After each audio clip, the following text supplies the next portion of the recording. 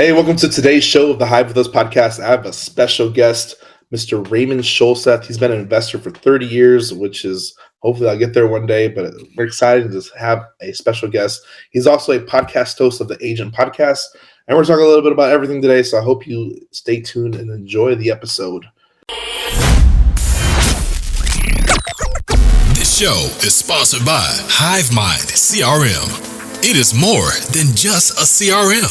It is a real estate and business mastermind that comes with an all-in-one CRM. You can have unlimited websites and users. You can call, text, RVM, and email all in one user interface. And you can set up custom automations for any type and multiple businesses. 65% of companies start using a CRM system within the first 5 years of business. Once implemented, the HiveMind will save you on marketing, give you more time, and make more money. One of our users had his first $100,000 month using our system in June. We want to see you automate and accelerate your business. Text us at 210-972-1842 for future meetings and, of course, to get our $1 course on how to make more than 6 figures on one land deal. You can schedule your free demo today at hivemindcrm.io. Where are we talking from, Raymond? What part of the country are you from? Hey, Daniel. Chicago, Illinois, my friend. Chicago, Illinois.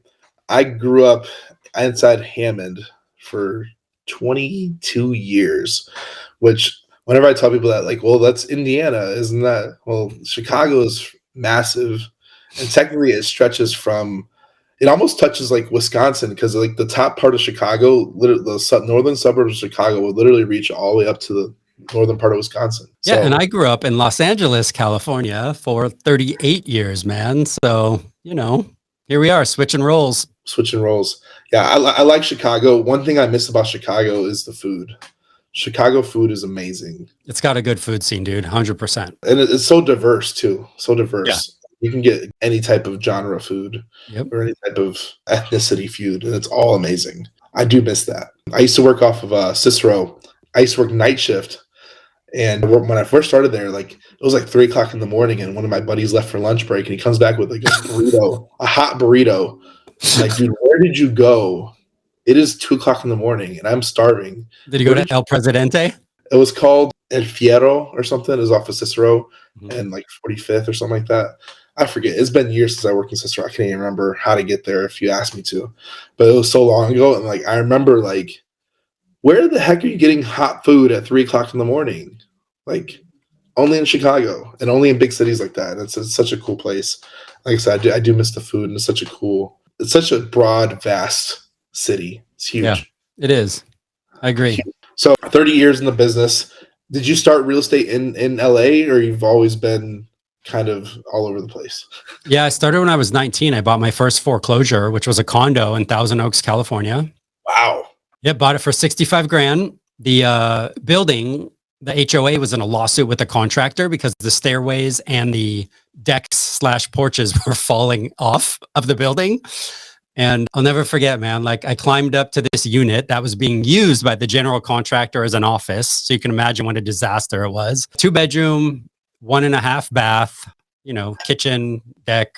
And I climbed up on a ladder to check it out and walk through. And I'm like, yeah, like I'll take it. This is amazing. I put 10 grand into it, did all the work myself, lived there for 5 years, sold it for like 300 grand, bought 2 houses. One I lived in, one I rented. And that was my start in the real estate investing business. What's very cool is that you started at 19. I started at 19, but I started at 25. And I think for everybody listening here, the earlier you start, the vast experience and knowledge you get is insane. Because I can't even imagine 30 years right now of me doing what I do for 30 years.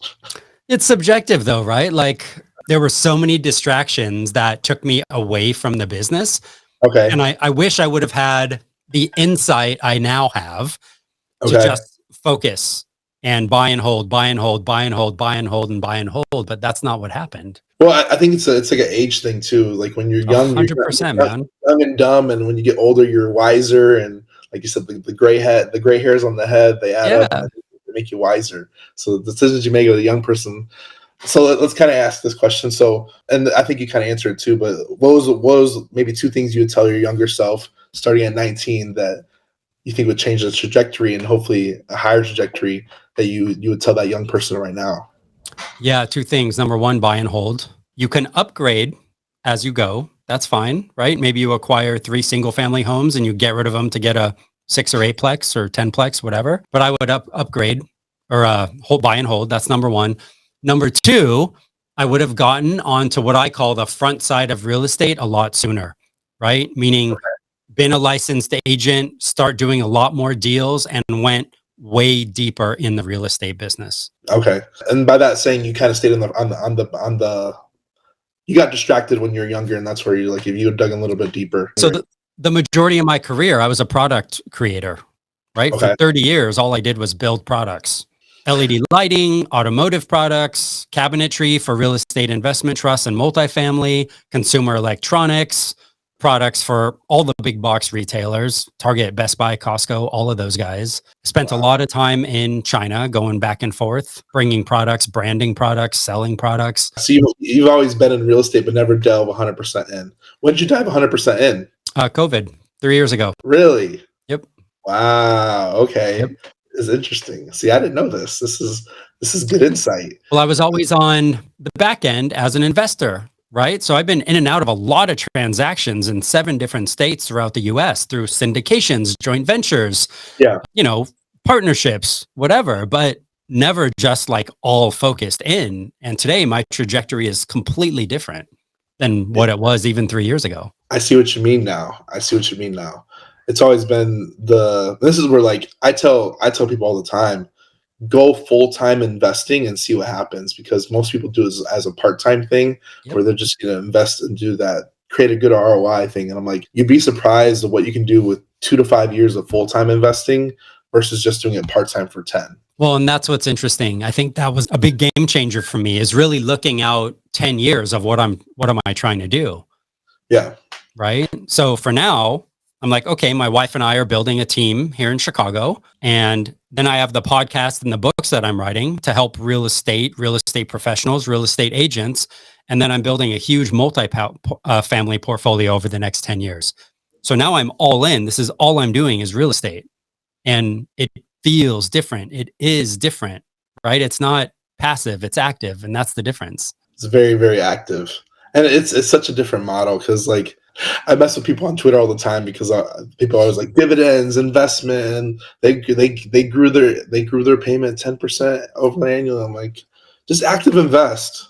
Like, it's crazy what your perspective will change. You're like, dividends are cool, but they're for rich people. I mean, it's perspective, but it's time in the market in real estate versus timing the market. Like, I'll never forget, man, like in 2005, I bought a house for like $700,000 in Southern California.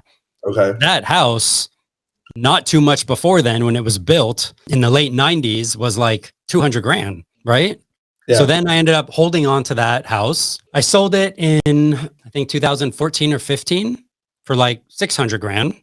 I didn't lose money because I had put a big down payment and stuff down. Yeah. But I didn't necessarily make money either. But I had rented it out for a while after I moved out of the state. And then I looked up that house recently, like a month and a half ago, and it was like 1.5 or 1.05 million. I was like, what? Like, that's crazy. It's 2,000 square feet, right? But that is the power of time in the market. So it doesn't always matter what it costs. It's how long are you willing to hold it? So I was in a meeting recently, a real estate meeting, and he's like, no matter if you buy a deal wrong, if you hold it long enough, you'll be right. 100%, man. I agree with that statement. And it's crazy as that seems, but like, you still might negative ROI, but if you can afford to hold it long enough, you'll still win. And that's how real estate is. It's such a crazy thought process, because I'm like, in my head, I'm the ROI person, so I'm like, he probably got like 5% ROI, but he got 5% ROI, and it took him a while to get positive, but he ended up being positive eventually. Yeah.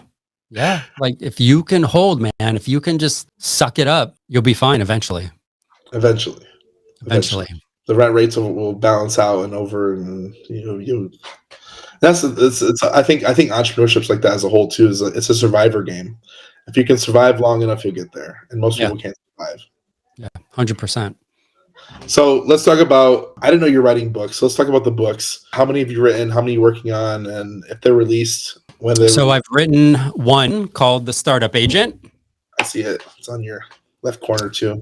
Yep. It's over the corner. That book's doing great on Amazon. That was my first book published with my co-author and good buddy, Walter Key. I'm currently writing 2 more books right now. One of them is called The Agent Operating System, and it's basically a daily discipline for real estate agents. And the second one that'll be released this year is called Prospecting for Your Personality Type. And that is exactly what the title is. It's about prospecting and lead generation for you based on your personality so that you will show up and actually do the work. That's such an underrated topic, because a lot of people they need to target based off of what they're good at, like 100%. Well, there's how many coaches are out there, right? Like, oh, just go door knock or go cold call or go do this, and not everyone's a fit for that. Yeah. Right. It doesn't mean they couldn't learn it or even that they shouldn't learn it if they want to grow. But what I have found in all of these years of failures and successes is that if you tell somebody to go do something they don't want to do, they're not going to do it. There's no motivation. There's just nothing, right? Like they have to want to be able to, they have to show up and do the work. Like if you're a business owner, why do you need an accountability coach? You should be accountable to yourself. You're a business owner. Show up and do the work, right? Like if you're choosing to be self-employed or a business owner or an entrepreneur, should be more motivation than you got to show up to do the work. Whether you have one employee that's you, your best employee, or you have 500, it doesn't matter. Yeah. The being self-motivated, it's not for, I mean, not everybody has that. And if your weakness is self-motivation, you might need a self-motivation coach. I mean, I'm not a believer in motivation, right? Like you're either disciplined and driven or you're not. So how bad do you want it? Like if someone's got to motivate you, I don't know that that's going to happen. It might be the job for you, right? Like I see it in coaching all the time. Yeah. Right. How many people don't show up to calls that they have booked, right? That they set appointments for, that they calendar, that they subscribe to, and they still don't show up. Or they show up late. Like I did today on this podcast. That was an inside joke, and I was going to point it out. I wanted to see his reaction because I was on a coaching call, you guys. So hey, I'm sorry, Daniel. I'll make it up to you on our next deal, bro. It was all jokes. It was all jokes. Like I want to see your reaction to it because I want to see if you can. Oh, it's cool, man. You can throw me under the bus, bro. I got more spare tires. No, I'll apologize in that one because I wanted to see it. It's all good, bro. It's all good fun. Oh man, I'm not mad about it at all either. This is gonna be funny later for everybody listening. Yeah, he was late. I hope they get a kick out of it. 100%. I called him out on it, and he's like, yes, I was late to the meeting. So. See, I'm accountable, man. I'll take responsibility for myself. And like I said, this was not scripted at all. That was 100%. I called him out on it, and he took accountability for it. So. So back to the episode. No, I think it's an underrated topic for sure. I'm excited. I'm a very bad reader. I'm a very bad reader, and I don't find time to read. I listen to a lot of stuff, and maybe it's probably audiobooks. I hope you put your stuff in audiobooks. Maybe I'll get around to doing that way. It's coming. The audiobook for the Startup Agent is coming. Should be done in the next, I don't know, probably month or so, and then the other ones will follow. Okay, good. So for everybody listening, books might not be your thing, but hopefully you can at least get through audiobooks. So yep. I tell everybody that writes a book, please put it in audiobook form because I'll never read it. Yeah, I agree. I listen to audiobooks, man. That's all I listen to. So I'm right there with you. That's just me being 100% accountable. I'll never read it. So please put it in audiobook. For everybody like me. I won't send you a signed copy then, bro. I don't even have a bookshelf, so I don't know where it would end up. I have books on my desk that I attempted to read. Paperweights. Exactly. They're paperweights 100%. It's a thought that counts, I guess. It's a thought that counts. This is such a good episode. I enjoy it already. Let's talk about the podcast. When did you start the podcast? How many episodes you're in it? I love interviewing podcasters because you get different perspectives. And I was on your podcast recently. I don't know when you released it. I don't even know when we did that. So that's how bad I am. No, I just deleted that episode. Just deleted the episode. See, that's what I just did. But we're not talking about Yeah, so the Agent Podcast, I started that in September of 2021, I believe. Awesome. I've recorded 150 episodes. I've only released 84, I believe. I think yours will actually be 85 or 86. I started that because I really enjoyed my group coaching calls that I was having with real estate agents. And I decided that a lot of these conversations need to be available to the public for people to listen to. So I started asking various people I met, coaching clients, real estate experts, top performers, like, hey, will you join me for 60 minutes on a Zoom? And let's kind of break down your business. And the reality is I didn't have a plan. I had no idea where it would go. I knew I wanted to focus on real estate as a niche to serve because it was underserved by most agents understanding that they're actually a business, and in most cases, a startup business. And then to follow that up, most of my conversations are like 80% growth and personal development and 20% real estate. Yeah. Right? Because we're people, and people both have and create problems.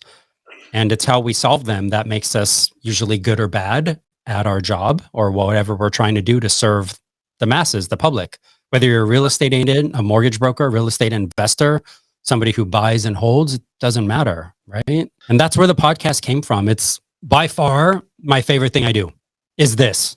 Meet people, have awesome conversations, have a good time, throw each other under the bus, make fun of each other, and get those episodes out there for other people to hear to make an impact, right? Because the reward was evident when I started getting messages from people. Mm-hmm. And telling me that. And that's what inspired me to write the book, to be honest, is the messages from people saying, oh my God, that episode did A, B, and C, or I love the way that you explained this. And it's, Daniel, it's funny, man, because I was always being a product creator. Like I was in the back of the movie set, right? Like I was the director. I was never the actor. I was always somewhere between marketing and engineering in the background. And now it's completely flipped. And that took me a while to like change my personality to do that, to get in front of the camera, right? To be myself, to release that authentic side of me in public. And literally like all my socials are public, man. Like anybody can see them or view them or message me. And that took me a while to like swallow and accept and realize that, okay, I'm doing this, like I'm committing and I'm doing it. But I'm so grateful I did, because the amount of people that I've been able to meet, impact, and help, and the partnerships I've built just over the last 18 months are incredible. And if I would have been doing this for the last 5 years, let alone 10 or 15 or 20 years, oh my God, sky would be the limit. So let's do a selfless plug. What's it called? Where can people find it? The Agent Podcast. You can find it on the Agents with an S podcast.com or on any of all the major platforms, Apple, Google Play, Spotify. You'll find it there. You can search the name or just search my name and it'll come up. And that's Raymond Sjolseth. Raymond Sjolseth. Sjolseth. I wanted to say it out there because some people are listening and they're not watching. So if I put it up on the screen, they don't see it. So we gotta think about the audience that listens to it too. Yeah. Raymond Sjolseth. Yeah, what you said. What I said. No, I love the mission about it, and I like I said, I commend people for just starting podcasts. And like I said, I resonate with podcasts a lot because we're doing this for fun. Most of the time, we're doing it without any monetary value for the first 2 years, 3 years, especially starting 21. You're probably not making any money off of it. make a couple sales in the book, and I'm sure it does all right. But it's not. You don't make millions of dollars off of it right now.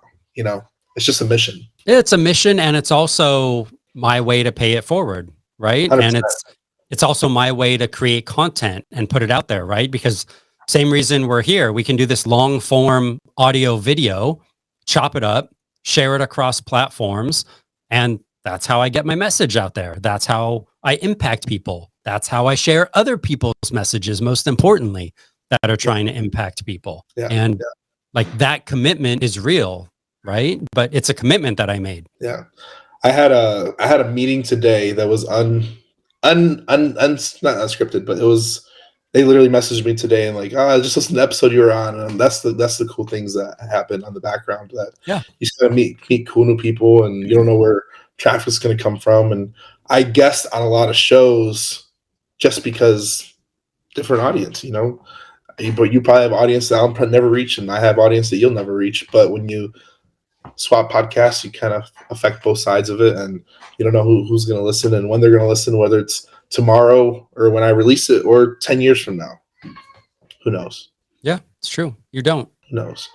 So 180 episodes, 150, you said 150, I'm on 160 episodes.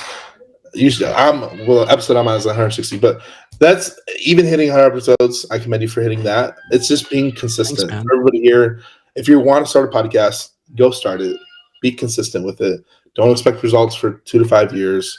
If you have ad money, throw it at it, but you might not get ready results for it for a while.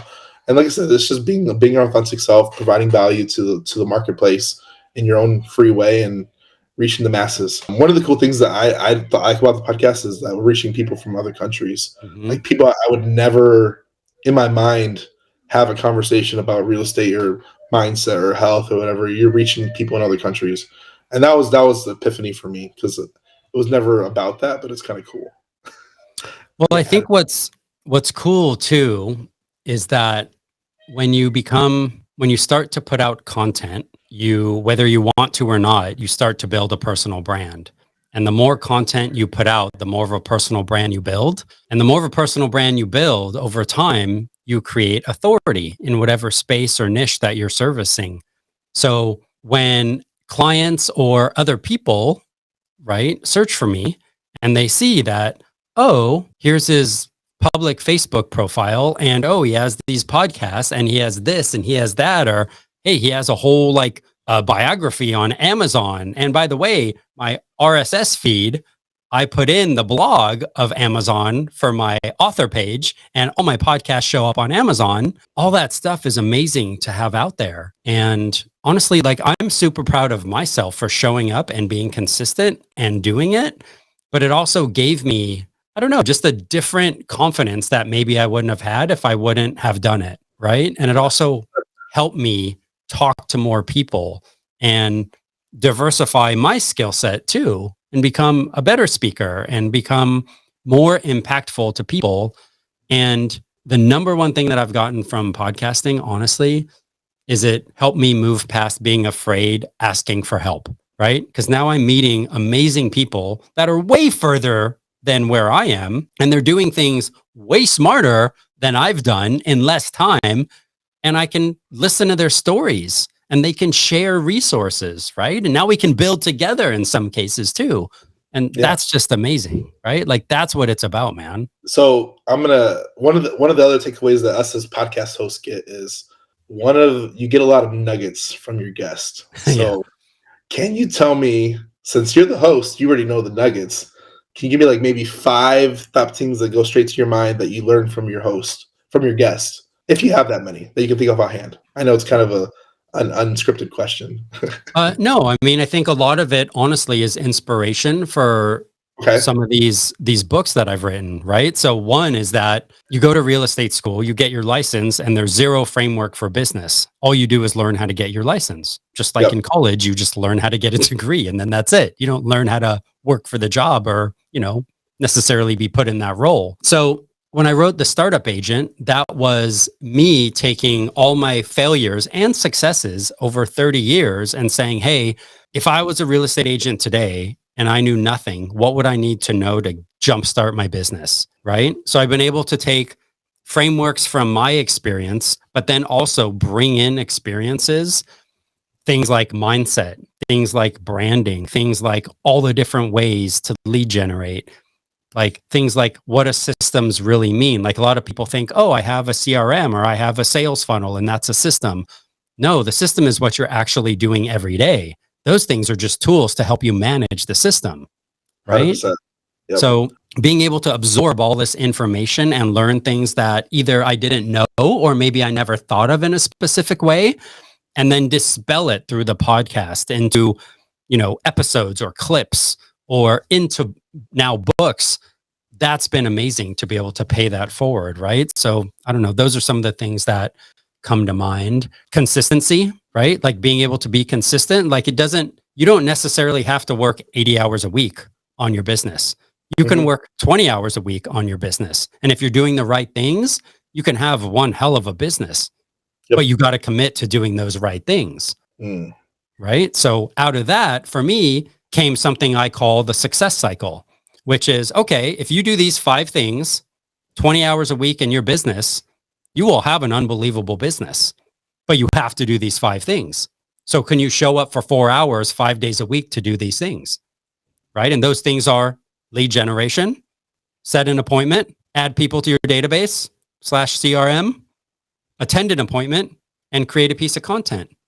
If you can just do those 5 things 5 days a week, you'll have an unbelievable business, but you have to do those 5 things. Right? But I like about the create content one is always it's a big one for me. Like, this is what I do. I did a podcast the other day, and they're like, where's your passion at? Like, is it land? Is it whatever? I'm like, dude, this is what I do. This is my passion right now. Like, this is the passion, because the land deals, I mean, I might do a land deal and sell it, but it's gone. It's gone after that. You might make a good check off of it too, but it's gone. It's done with. It's over. But the content, that's where you dig into a lot of the bonus side of it, because it shows and connects with people at a different level. Yeah, and I do a lot of work on myself. Like I wake up at 4:30 in the morning, dude. I throw in my AirPods, right? I'll grab my phone, and the first thing I do is listen to something to learn, right? It could be an audiobook, it could be a podcast, it could be a YouTube video.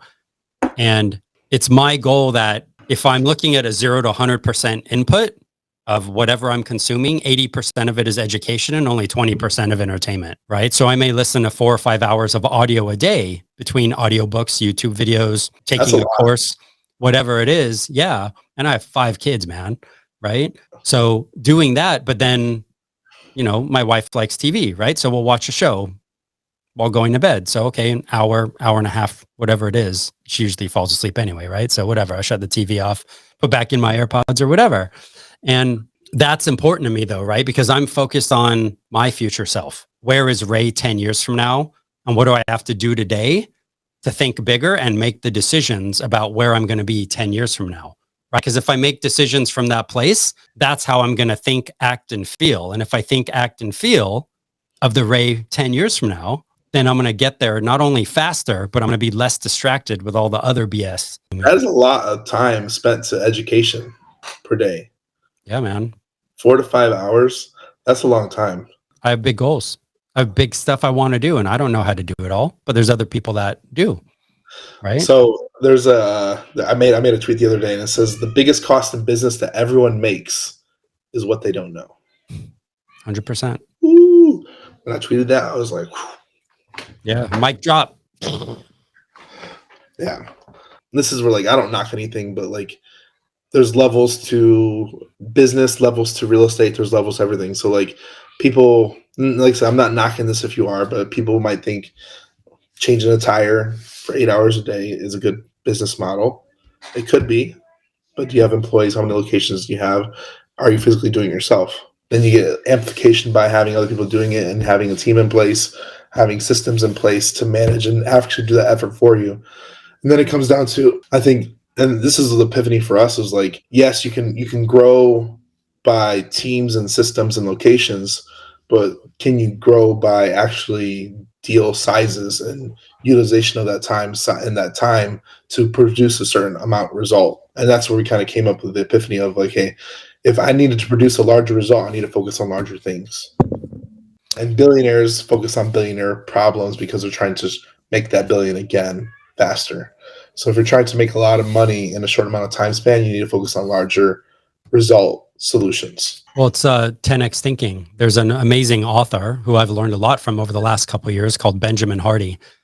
He wrote a book called Who Not How, another book called The Gap and the Gain, and I think in May his 10x versus 2x releases.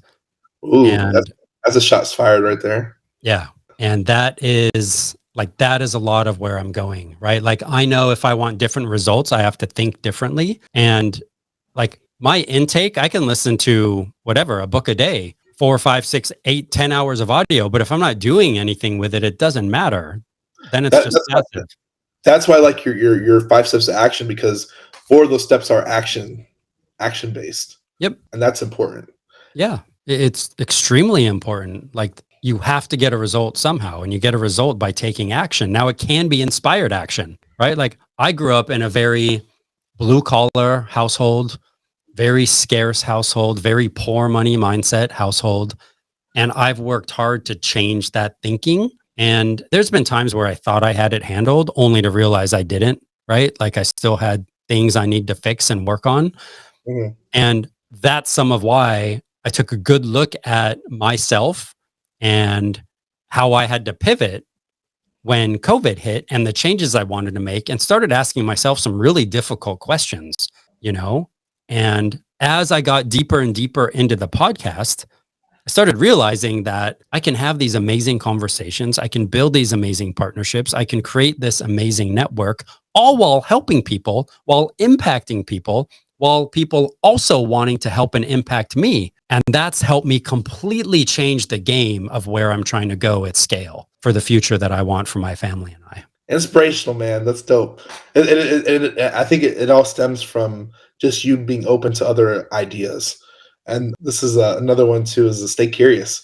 The Yeah. curiosity, a lot of people that get stuck in the rut of, maybe it's their job, maybe it's their business, maybe it's that one type of thing they do singly in their business. And I think a lot of, like, not trying to pick on any asset class, but like you and your job, and this is for every level, we're gonna start at basic. You and your job might get stuck in your job rut where you're not thinking of opportunity and curiosity of what things can be done. And then you might start entrepreneurship, and you might start do that one thing, and you think that that's okay, and that's the one thing to do. And you have to keep stepping up in that and pivoting and learning and exercising that information, maybe get you to the next step. Because a lot of people, like, how many flippers do you know have been flippers for 20 years? Yeah. And not trying to knock it. I'm sure they made a lot of great money, but at what point do you stay curious and maybe look for another opportunity or see what else is out there instead of, I don't know. Me, it's a personal thing. I've gotten to where I've gotten in such a short amount of time because I've always been curious. And I will continue to be curious. And a lot of people think, like, where are you going to be in 5 years? I'm like, I have no idea. My curiosity is always going to be there, and I'm always looking for the next step to level up. And a lot of people think you can, the best way to make a lot of money is to do the same things over consistently. Yes, it'll get you there, but at what time frame? At what time frame will it get you there? So in my head, I'm thinking, if I can learn a strategy or something I would never have learned anywhere else, and I can shorten their 10, 20 years of experience into one, and I do that for 1 year and I got it, I know I can always fall back to that one thing and do that for 30 years just like they did. But if I can grow, and who's their mentor that they're looking at now, and get that absorption, now I can have 30, 60, 90 years of amplification that you can never reach in your own lifespan in 5 years. I just had this conversation with somebody a few days ago. Really? And the analogy that I gave him was this: my 8-year-old boy is obsessed with this game, Roblox. Okay. And in Roblox, you can play all these other different games, but this one specific game is called Bed Wars. And the object of the game is to go and destroy the competitor's bed. Like, you break their bed and they die. That's it. Right. Okay. So, like, I'm playing this game with him, and he's just, like, always kicking my ass, dude. Right. Like, hand it to me. And I'm like, dude, there is no way we're both starting at 0 and you can ramp up this fast, and you have all this inventory and these special swords and these oil bombs and all of this crap. And I'm like, show me. He's like, I'm not doing anything. I'm like, dude, you are lying. Show me. So he goes in the chat and types in like /GM_1, and this whole other menu opens up where you don't have to work for anything. You can just grab all the loot that you want. So that's what he was doing. So once he taught me that, it was on. Right now I'm blowing up his bed. We're building walls, sorting, killing each other. But it's true, right? Like, you, going back to what you said, like, you don't know what you don't know. So if you stay curious and you can ask people, and you're open to learn and open to change, and you're coachable, you can go from here to there, you know, in a very, very short time. You just got to ask the right questions and be open. Mm-hmm. Right. And there was a quote, I don't remember who said it, but it was something to the effect of, be less judgmental and be more curious, and watch your life change. And that is so true, man. Right? Like, instead of judging somebody else for what they're doing or their choices or what they're creating, what if you asked, like, that's interesting, I wonder why they chose that, right? Like, what is it that you don't know that caused them to make that choice? And it becomes very interesting when you approach the world with that mind, right? The curiosity, and I think it's and this is where, like, Elon Musk becoming the richest person in the world, and he's under 50. Like, people, like, if you saved 2 million Starbucks that you'll never buy, you can become a billionaire just like Elon Musk. Like, they flipped the analogy of saving to wealth. I'm like, that's not really saving to wealth. It's staying curious and finding a niche in the marketplace that takes your business to another level. Yeah, I mean, that's a whole nother discussion, right? Like, that's a lack of abundance mindset, right? Like, Yeah. there's a book that talks about that, right? The latte factor or whatever it's called, and it talks about saving $5 a day and all that. And yeah, I agree with you. I don't agree with that method. I think that there's unlimited abundance, and you have to go and get it. And there's lots of ways to go and get it, but it is a game of learning. It's a game of failing. It's a game of patience. It's a game of working with other people and building relationships to help each other. 100%. This it's crazy how much time you can shortcut by finding a mentor. Yep. That is where you want to be. Yep. Is where you want to be. And it's one of those things where, like, a lot of people, they walk around life like the horse with the blinders on, and they never see anything but what's right in front of them. And this is where, like, for everybody here, for me, it was when I was able to leave my job, and you just see opportunity everywhere. But then it's like, what opportunity do I go after? You're chasing your dog chasing the ball that just flies and bounces off each wall in every direction and every surface. And you have to find and focus on what's going to produce results now, and then kind of figure out and stay curious and focus on the next thing. Well, it's being able to, like, determine your niche, right? So, like, okay, I want to be in real estate. Okay, well, what do you want to do in real estate? I want to do land. Okay, what kind of land do you want to do? Outside the land, exactly. Right? So many opportunity in that, and it's just crazy. So many facets of the business in every sub niche and sub niche. You know, it's crazy. Yeah, I mean, the cool thing about real estate is that you can build whatever you want. The bad thing about real estate is you can build whatever you want. So you have to figure out what you want to build. Yep. There you go. That's 100% true. 100% true. And people, and like I said, agents think the agents is the way to go, but it might be something else to do with agents. And I think you're trying to find your niche is like, I want to help educate agents to do all the right things to succeed. Yeah. Yeah. And it's true. That's what I want to do. Like, the 87% failure rate for real estate agents is ridiculous. It doesn't have to be that way. That is so ridiculous. If I can make an impact on that, right? If I could get it down to 82% or 78%. That's meaningful somewhere. It's meaningful. Yeah. Like, it's meaningful. That's a lot of people. Dude, there's like 2 million agents just in North America or the United States. I don't remember which one. But 2 million agents, like, making a difference with 1% of that or 2% of that is a big deal. It's a lot of people. It's a lot of push. It's a lot of effort, a lot of change. Yeah. And any small change in a large battle is significant. Right. It's huge.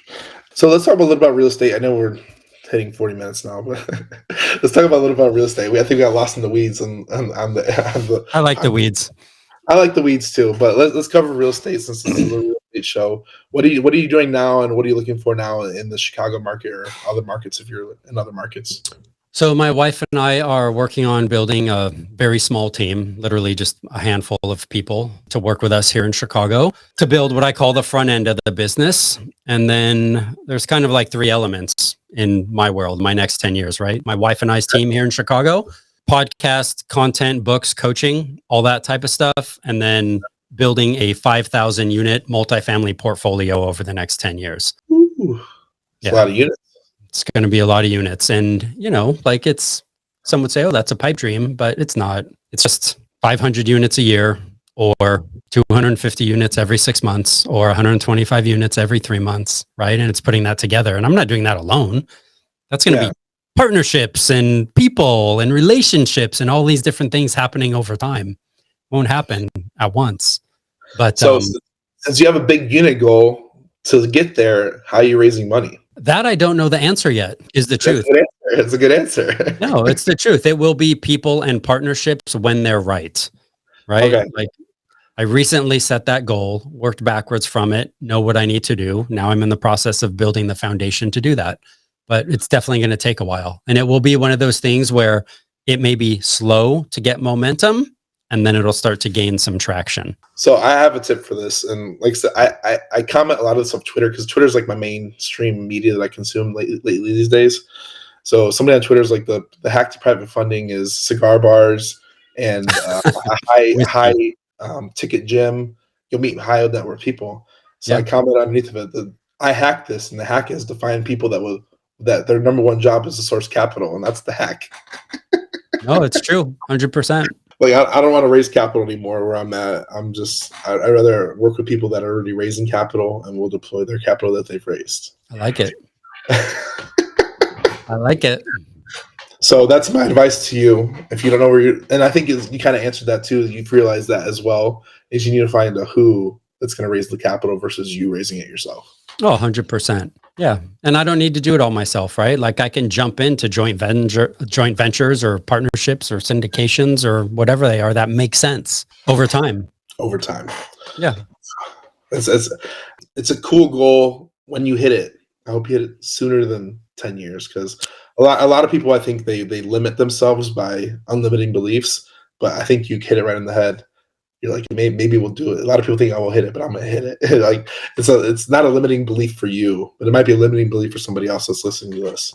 Well, that came from contrast, right? Like I've had smaller multifamily portfolios. I've had single family portfolios. I've had like commercial mixed use buildings. I don't want that anymore. I just don't want any part of it. Just give me a handful of multifamily buildings performing with the right people that just kick off cash and are an asset on my balance sheet, and I'm good. The show is sponsored by The List Guys.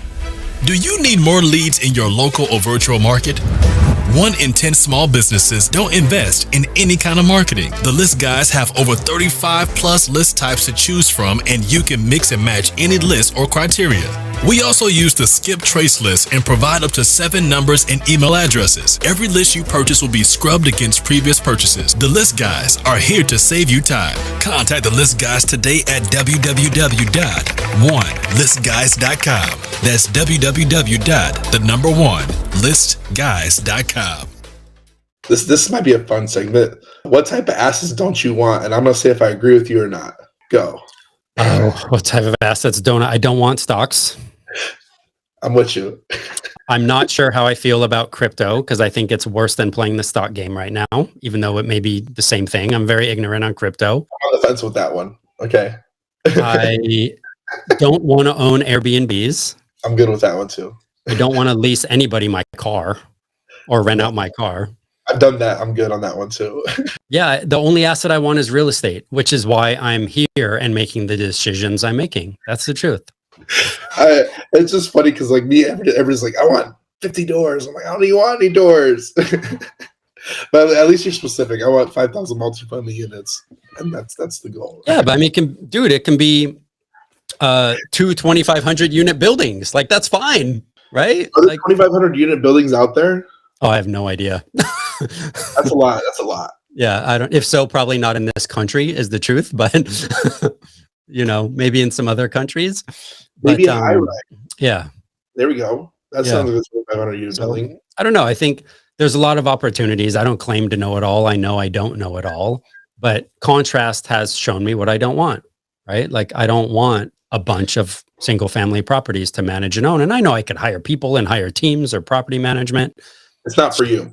It's just not what I want anymore. I want something different, and I want something that is scalable on another level that I can leave to my kids, right? There you go.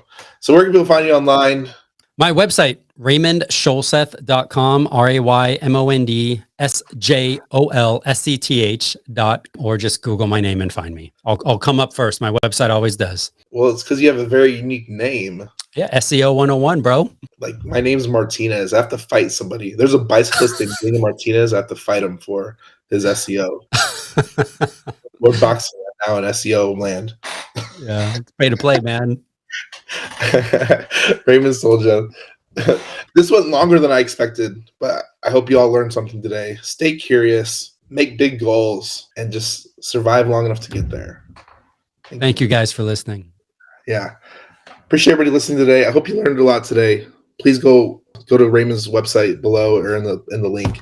Go check it out. We'll see you on the next episode. Thanks for tuning in. Go like, share it with friends. Go subscribe. Do all the things you already know how to do. I ain't gonna ask you. Bye, guys. Hey guys, we hope you're enjoying this content.